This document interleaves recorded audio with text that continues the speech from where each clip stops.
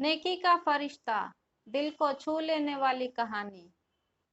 मैं कई दिनों से बेरोजगार था। एक एक रुपए की कीमत जैसे करोड़ों लग रही थी। इस उठापटक में था कि कहीं नौकरी लग जाए। आज एक इंटरव्यू था, पर दूसरे शहर जाने के लिए जेब में सिर्फ 10 रुपए थे। मुझे कम से कम 200 रुपयों की जरूरत थी। अपने इकलौते इंटरव्यू वाले कपड़े रात में धोकर, पड़ोसी की प्रेस करके तैयार होकर, अपने योग्यताओं की मोटी फाइल बगल में दबाकर 2 बिस्कुट खा के निकला।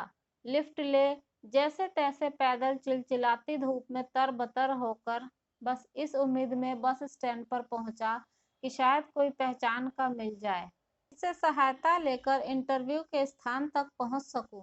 काफी देर खड़े रहने के बाद भी कोई नहीं दिखा। मन में घबराहट और मायूसी थी। क्या करूंगा, अब कैसे पहुंचूंगा? पास के मंदिर पर जा पहुंचा। दर्शन कर सीढ़ियों पर बैठा था। मेरे पास में ही एक फकीर बैठा था। उसके कटोरे में मेरी जेब और बैंक अकाउंट से भी ज्यादा पैसे पड़े थे। मेरी नजरें और हालात समझ के बोला, कुछ मदद चाहिए क्या? मैं बनावटी मुस्कुराहट के साथ बोला, आप क्या मदद करोगे? चाहो तो मेरे पूरे पैसे रख लो। वो मुस्कुराता हुआ बोला। मैं चौंक गया। उसे मेरी जरूरत क्या है कैसे पता चला? मैंने कहा, क्यों, शायद आपको जरूरत है।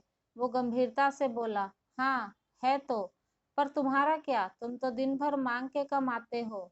मैंने उसका पक्ष रखते हुए कहा। फकीर हंसता हुआ बोला, मैं नहीं मांगता साहब, लोग डाल जाते हैं मेरे कटोरे में पुण्य कमाने के लिए। मैं तो फकीर हूँ, मुझे इनका कोई मोह नहीं। मुझे सिर्फ भूख लगती है, वो भी एक टाइम, और कुछ दवाइयाँ, बस। मैं तो खुद ये सारे पैसे मंदिर की पेटी में डाल देता हूँ। वो कहते हुए बड़ा सहज था। मैंने हैरानी से पूछा, फिर यहाँ क्यों बैठते हो? जरूरतमंदों की मदद करने के लिए, कहते हुए वो मंद मंद मुस्कुरा रहा था। मैं उसका मुंह देखता रह गया। उसने 200 रुपये मेरे हाथ पर रख दिए और बोला, जब हो तब लौटा देना। शुक्रिया जताता हुआ वहां से अपने गंतव्य तक पहुंचा। मेरा इंटरव्यू हुआ और सिलेक्शन भी। मैं खुशी खुशी वापस आया। सोचा उस फकीर को धन्यवाद दे दूं। मैं मंदिर पहुंचा। बाहर सीढ़ियों पर भीड़ लगी थी। मैं अंदर पहुंचा, देखा फकीर मरा पड़ा था। मैं भौचक्का रह गया।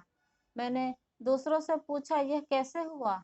पता चला वो किसी बीमारी से परेशान था, सिर्फ दवाइयों पर जिंदा था।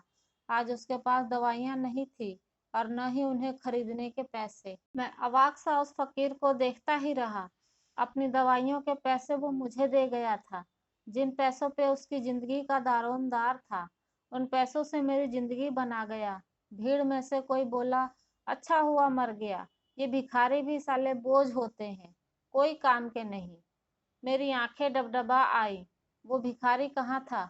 वो तो मेरे लिए भगवान ही था, नेकी का फरिश्ता था, मेरा भगवान। हम में से कोई नहीं जानता कि भगवान कौन है और कहाँ है। किसने देखा है भगवान को? दोस्तों, जब भी मौका मिले दूसरों की मदद कीजिए, अपना भी बहुत ख्याल रखिए। मेरी वीडियो पसंद आई हो तो लाइक और शेयर ज़रूर करें। चैनल पर नए हैं तो सब्सक्राइब ज़रूर कर लें। आप सभी का बहुत धन्यवाद।